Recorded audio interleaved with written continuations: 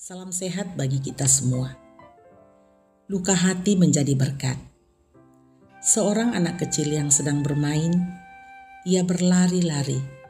Tiba-tiba sebuah sepeda menyerempetnya dan ia terjatuh. Kaki dan tangannya terluka. Anak itu menangis karena sakit. Papanya datang memeluknya dan mengobati lukanya dengan obat merah. Setiap hari sang papa merawat luka anaknya sampai sembuh. Mungkin kita semua pernah mengalami luka fisik pada masa kecil ataupun saat ini. Namun, bagaimana jika hati kita yang terluka? Apakah juga membuat kita sakit dan menangis? Amsal pasal 15 ayat 4 berkata, "Lidah lembut adalah pohon kehidupan, tetapi lidah curang melukai hati." Saudaraku, kata-kata yang diucapkan dengan cara yang lembut menyenangkan hati dan memberi semangat. Karena itu kita harus menjaga hati kita agar selalu keluar kata-kata yang lembut. Tetapi meskipun kita sudah menjaga hati kita dengan baik, bisa saja hati kita terluka. Sebab kita tidak bisa menghalangi orang mengeluarkan kata-kata yang melukai hati kita. Baik dari orang-orang yang tidak sejalan dengan kita, maupun dari orang-orang terdekat kita. Seperti perkataan istri Ayub kepada suaminya, "Masih bertekunkah engkau dalam kesalehanmu? Kutukilah Allahmu dan matilah." Yang diharapkan Ayub dalam penderitaannya adalah kata-kata yang lembut dari sang istri. Tetapi kenyataannya yang ia dengar adalah kata-kata yang menyakitkan dan melukai hati Ayub. Mungkin kita pun pernah mengalami hal seperti itu. Mendapatkan kata-kata yang melukai hati kita dari orang-orang terdekat kita. Dari pasangan kita, dari orang tua kita, atau orang yang mengasuh kita pada masa kecil, atau dari saudara kita, sahabat kita, atau rekan kerja kita. Luka hati ini membuat kita sakit dan mungkin kita menangis. Saudaraku, luka hati yang tidak dirawat dengan baik akan terasa sakit terus-menerus. Seperti luka fisik, luka hati pun tidak bisa dibiarkan sampai infeksi. Sebab akan menimbulkan rasa marah kepada orang yang melukai kita, menimbulkan rasa dendam, bahkan keinginan untuk membalas rasa sakit itu.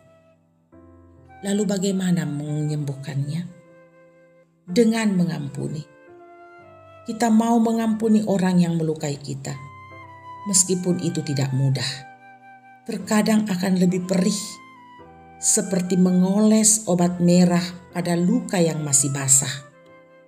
Akan perih, pedih. Namun, jika kita terus mencoba, maka kita akan mampu mengampuni dengan tulus. Seperti Yesus di kayu salib, mampu mengampuni dan mendoakan orang-orang yang menyakitinya. Juga Stefanus yang belajar meneladani Yesus, mendoakan orang-orang yang menyiksanya, sehingga ia mengalami pemulihan sebelum ia meninggal. Kisah Rasul pasal 7 ayat 60. Dengan mengampuni, kita pun akan mengalami pemulihan dari luka hati.